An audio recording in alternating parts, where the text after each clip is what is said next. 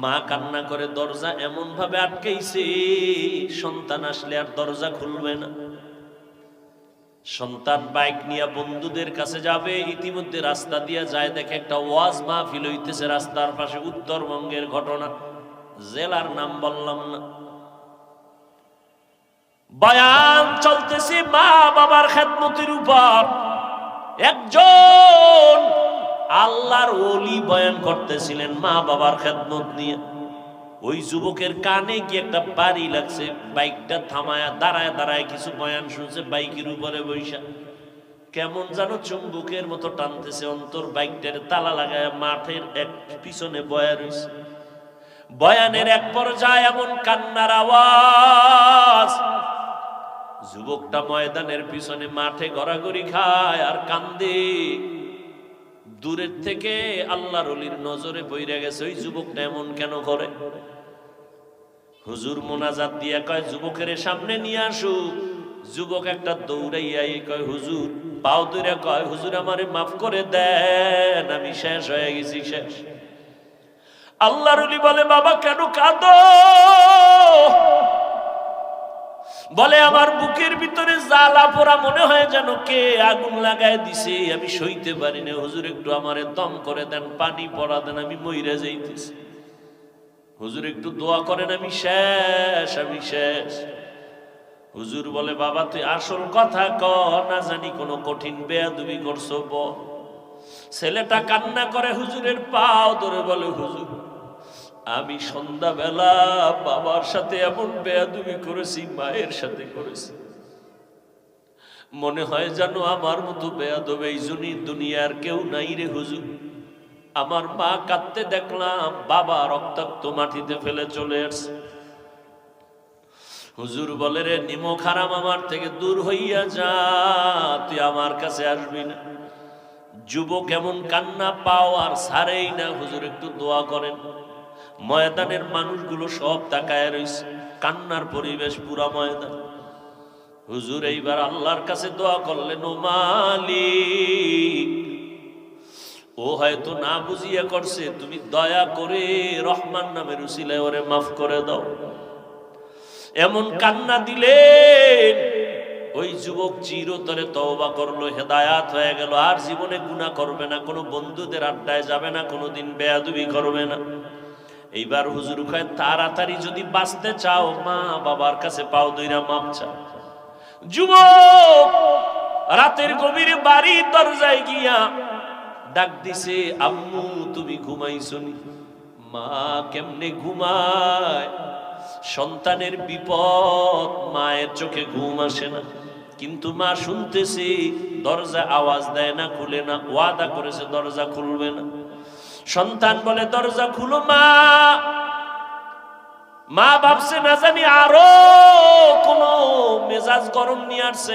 সন্তান প্রায় এভাবে চিল্লাইতে চিল্লাইতে এবার ওই দরজার বাইরে গড়াগড়ি খায়, কান্দে আর কয় আম্মু দরজা খুলে দাও। না আমি এইবার মা দাও জামান খুলে কয় দরজা খুলবো না। তুই কি আবার মারবি নি? না আর কত মারবি, আমার তোর মতো ছেলে লাগবে না, চলে যা। ছেলেটা কান্না করে আর বলে মা আমি এইবার তোমাদের সাথে বেয়াদবি করতে আসি না, এই দরজা খুলে দাও, আমাকে একটু বাঁচার সুযোগ দাও, আমি বাবার পায়ে ধরে মাপ নিব। বলে তোর বাবা বেহুশ বিছানায় পড়ে আছে। সন্তান দীর্ঘ টাইম কান্নার পর মায়ের কলিজার মধ্যে বারবার ঢেউ আর তরঙ্গ শুরু হয়ে গেল।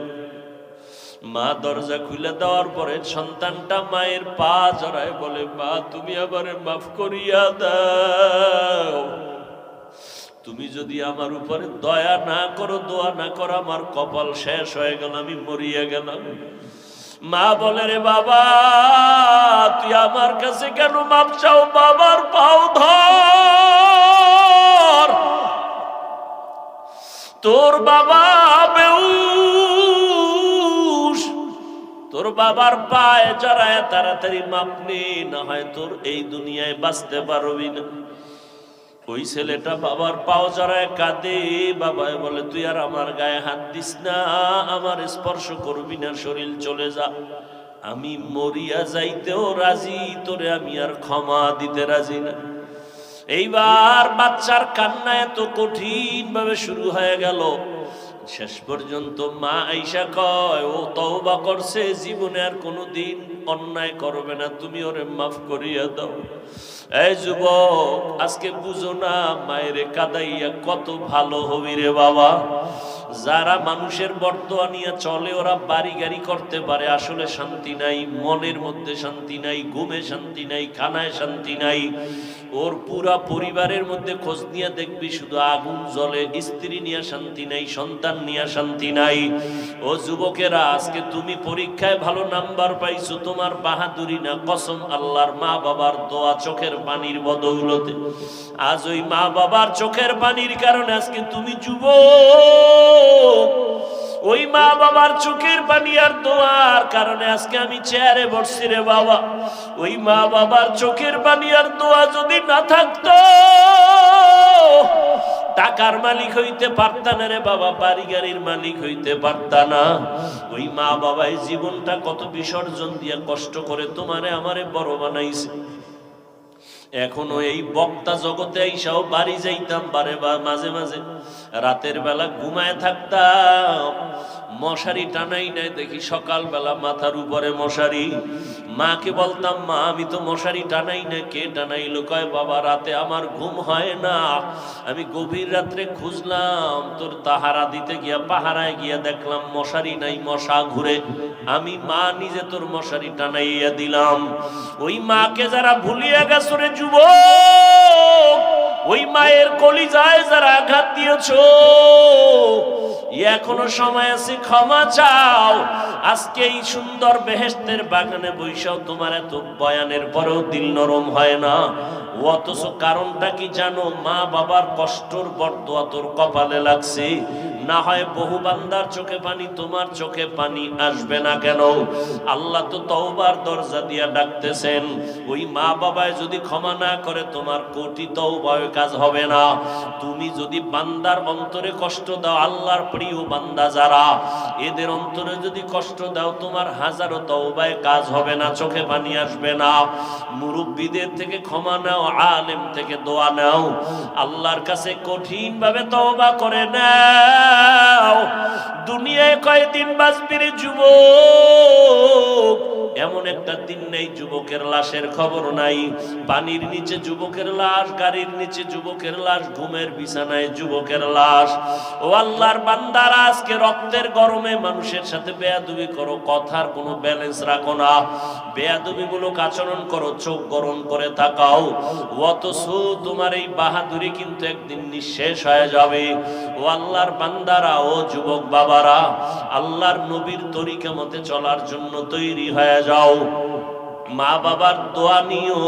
যদি মা বাবা বেঁচে থাকে, বাসায় গিয়া মাকে বলিও, মা জীবনটা ভর কত কষ্ট তোমাকে দিয়েছি, মাঝে মাঝে তুমি কান্না করছো, কষ্ট পাইছো, আজ আমি তওবার নিয়ত করে আসছি, আর কোনোদিন বেয়াদবি করব না। তুমি আমার মাথায় হাত দিয়া দোয়া করিয়া দাও। ও মা, তুমি দোয়া না করলে আমি আগাইতে পারবো না। ওই মা বাবার দোয়ার কারণে আজকে টাকার মালিক, বাড়ির মালিক, সম্মানের চেয়ারের মালিক। ও আল্লাহর বান্দারা, ওই মা বাবার দোয়া নেওয়ার চেষ্টা করো। এরে আল্লাহর বান্দায় ময়দানে যারা আছো, অনেকের মা দুনিয়ায় নাই, অনেকের বাবাও দুনিয়াতে জিন্দা নাই। আমার মায়ার নবী দুনিয়াতে আসি একবার আব্বু বলে ডাক দিতে পারলেন না। 6 বছর বয়সে নবী মা হারা বড় অসহায়, চোখের পানি ফেলে কাঁদতেছেন। ও নবীর আশিক উম্মতের দল, আজকে তোমরা আল্লাহর রহমতের দরজা থেকে ফিরিয়া যাইও না, আল্লাহর কাছে ফিরিয়ে আসো, মনে মনে তওবা করো। তোমাকে আমাকে মানুষ কতই ভালো বলে, অথচ গুনার কারণে আল্লাহর কাছে কত বড় অপরাধী হয়ে আছো। আল্লাহর কাছে তুমি দেখো, গুনার কারণে তোমার চোখ না পাক, জিহ্বা না পাক, অন্তর না পাক। আল্লাহর কাছে তওবা করে ক্ষমা চাও, মনে মনে আল্লাহকে বলো জীবনে যত গুনাহ করছো, অন্যায় করছো, মা বাপ ভাই বোনেরা কেউ জানে না, জানলে তোমাকে আর মহব্বত করতো না।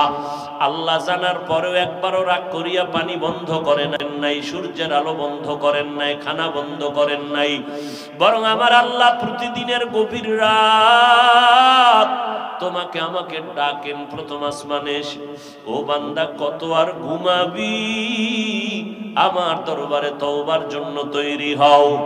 যারা আল্লাহর কাছে বিনয়ী হইয়া বলবে, ও দয়ার মালিক, এই চোখের দ্বারা তো কত গুনাহ করলাম, কেউ জানে না মাওলা, তুমি জানো।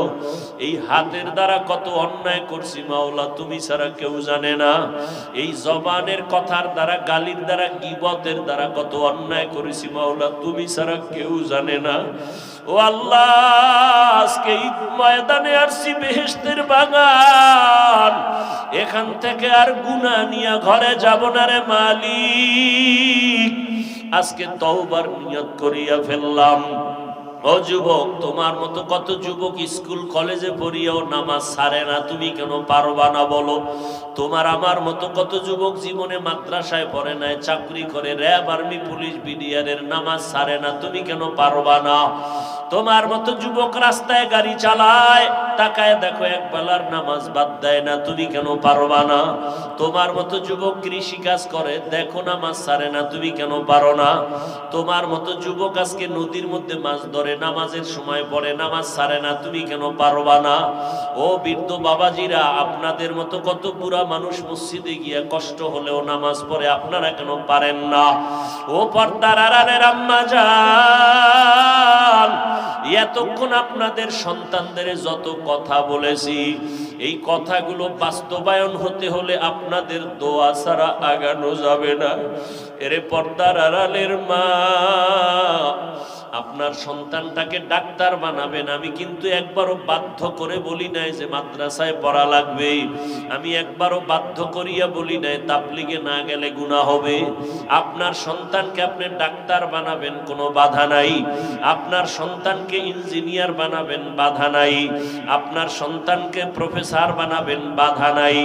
তবে আমার অনুরোধ হলো, আপনার সন্তানকে আপনি বেয়াদব বানাবেন না। আপনার সন্তানকে ডাক্তার যদি বানাইতে চান, কোরআন পড়াইয়া নবীর আদর্শওয়ালা ডাক্তার বানায়া যাবেন। আপনার সন্তানটাকে কোরআনওয়ালা নবীর আদর্শের ইঞ্জিনিয়ার বানাবেন। আপনার সন্তানটাকে কোরআন পড়নেওয়ালা নবীর আদর্শের প্রফেসর বানাবেন। আপনারও জীবন ধন্য হবে, সন্তানেরও জীবন ধন্য হবে। এরে আম্মা জান, আপনাদের এত সম্মান, আপনারা নবী না, নবীদের মায়ের মতো মা, সাহাবায়ে কেরামের মায়ের মতো মা। আপনারা আলেম হাফেজে কোরআনের মায়ের মতো মা। আপনারা খাদিজা রাদিয়াল্লাহু তাআলা আনহার মতো নারী, ফাতেমা রাদিয়াল্লাহু তাআলা আনহার মতো নারী, আয়েশা রাদিয়াল্লাহু তাআলা আনহার মতো নারী। এরে আম্মা জান, আপনারা ইসমাঈল নবীর মা হাজরা আলাইহিস সালামের মতো নারী। আপনারা ঈসা নবীর মা মারিয়াম আলাইহিস সালামের মতো দামি নারী। বেঈমান ফেরাউন যে আল্লাহর সাথে চ্যালেঞ্জ দিয়া নিজের খোদা দাবি করলো, ওই ফেরাউনের ঘরে তার আপন স্ত্রী আসিয়া এতটা আল্লাহর উপরে ভরসা ঈমান আনলো। আল্লাহর নবী বলেন, জান্নাতে কিয়ামতে আমার সাথে আসিয়ার বিয়া হয়ে যাবে। ও পর্দার আড়ালের আম্মা জান, আপনাদের মতো কত মা এখনো আছে, স্বামীর মাল হেফাজত করে, সন্তানগুলো আদর্শওয়ালা বানানোর মেহনত করে, পর্দা করে, গুনাহ করে না, স্বামীর মাল নষ্ট করে না। আপনারা কেন পারবেন না রে আম্মা জান? ভালো একটা সন্তান দুনিয়াতে রেখে যাবেন, আপনার সন্তানের আচরণে যেন আলেমরা খুশি হয়ে দোয়া করে, মুরব্বীরা খুশি হইয়া দোয়া করে, শিক্ষকেরা খুশি হইয়া দোয়া করে, অন্য বন্ধু বান্ধবেরা খুশি হয়ে যেন দোয়া করে। এরে আম্মা জান, আপনার চোখের পানি আর দোয়ার অবদান ছাড়া আগানো যাবে না। ওরে আল্লাহর বান্দারা, ও যুবক বৃদ্ধ বাবাজি, মা বোনেরা, ওই ফেরাউনের ঘরে স্ত্রী যেই ফেরাউন আমার আল্লাহর বিরুদ্ধে চ্যালেঞ্জ দিল, মুসা নবীর সাথে চূড়ান্ত জুলুম আর অত্যাচার করলো, কিন্তু তার ঘরে আমার আল্লাহ আসিয়াকে দিনের খাদেমা হিসেবে কবুল করলেন। আসিয়া একদিন ফেরাউন তাকায় দেখে যেন কি পইরা গেল, জবান থেকে একটা নাম আসছে আল্লাহর। আসিয়া টের পায় না যে আমার পেছনে ফেরাউন স্বামী দাঁড়ানো। ফেরাউন কয়, আসিয়া জবান থেকে কি বললা? কয় আল্লাহর নাম। বলে কোন আল্লাহ? বলে মুসা নবীর আল্লাহ, তিনি আমারও আল্লাহ। ফেরাউন বলে, আসিয়া এই মিশরে আমি নিজেকে খোদা বলে দাবি করি, তুমি আমাকে খোদা বলতেই হবে। আসিয়া বলে, আমি যে আল্লাহর উপর ঈমান আনছি, আমি আর একবারও এই আল্লাহর থেকে দূরে যাব না। ফেরাউন অনেক বুঝানোর পরও আসিয়াকে যখন আর নিজের দিকে আনতেই পারে না, এবার ফেরাউন বাঁকা হইয়া বলে, আসিয়া এখন আর তোমাকে ছাড় দেওয়া যাবে না। আসিয়ার থাকার জায়গা দেয় না, খানা পর্যন্ত দেয় না। আসিয়ার উপরে এত অত্যাচার শুরু করে দিল। আসিয়া মাওলার কাছে গভীর রাতে কাঁদে, ও দয়ার মালিক, মেহেরবানি করে আমি মহিলা মানুষটাকে তুমি ধৈর্য দাও, আমি যেন তোমার মোহাব্বতের থেকে পিছনে হটিয়া না যাই, ওর ভয়ে, মাইরের ভয়ে। আসিয়া মাওলার কাছে কাঁদতেছেন। ফেরাউন এক পর্যায়ে অসহ্য হইয়া ঘোষণা দিয়ে দিল, আসিয়া তোমাকে অমুক দিন ফাঁসি দিব, শুলিবিদ্ধ করে মেরে ফেলবো। খবর হয়ে গেল পুরা মিশরে আসিয়ার ফাঁসি হয়ে যাবে, শুলিবিদ্ধ করবে।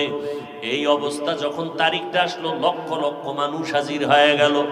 আসিয়া কাঁদতেছেন, আল্লাহর কাছে দোয়া করে, আল্লাহ ধৈর্য ধারণ করার তৌফিক দান করো। হঠাৎ নজর করে দেখে মুসা নবী হেঁটে যায়। আসিয়া ডাক দিয়ে কয়, পয়গম্বর আমার অবস্থা আপনি জানেননি? কয় জানি। বলে আমার এখন মরণ সময়, আমার আল্লাহ এই মুহূর্তে আমার উপরে বেজার না খুশি? আল্লাহর নবী মুসা ডেকে বলেন, আসিয়া আল্লাহ তোমার উপরে অনেক খুশি। এই কথা শুনিয়া আসিয়া চোখের পানি ছেড়ে আল্লাহর কাছে কান্না শুরু করলেন, আসমানের দিকে তাকাইয়া। ক্বালাত রব্বি বিনিলি ইনদাকা বাইতান ফিল জান্নাহ ওয়া নাজ্জিনি মিন ফিরআউনা ওয়া আমালিহি ওয়া নাজ্জিনি মিনাল কওমিজ জালিমিন। ও আল্লাহ, এত বড় পৃথিবীর একটা রাষ্ট্রের রাষ্ট্রপতি হইয়া তার বিবি হইয়াও থাকার মতো জায়গা পেলাম না, খানার আরাম কিছু পেলাম না, আজ আমার ফাঁসি দিতেছে। ও আল্লাহ, দুনিয়ায় শান্তি পেলাম না। আমার আসিয়ার জবানের একটা দিলের তামান্না, দুনিয়ায় জায়গা পাই নাই রে মালিক, তবে ওই সুন্দর জান্নাতে তোমার পার্শ্বে আমার জন্য একটা ঘর বানাইয়া দিও। আসিয়া কান্না করিয়া হঠাৎ আসিয়া মুস্কি হাসতেছেন। ফেরাউন বলে, আসিয়া এখন তোমার বিপদ সময় হাসো কেন?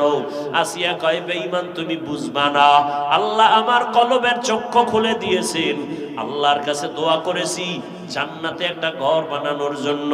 আমি এখন তাকায়া দেখতেছি জান্নাতের ঘর দেখা যায় সাজানো, লক্ষ লক্ষ ফেরেশতারা রেডি হয়ে আছে।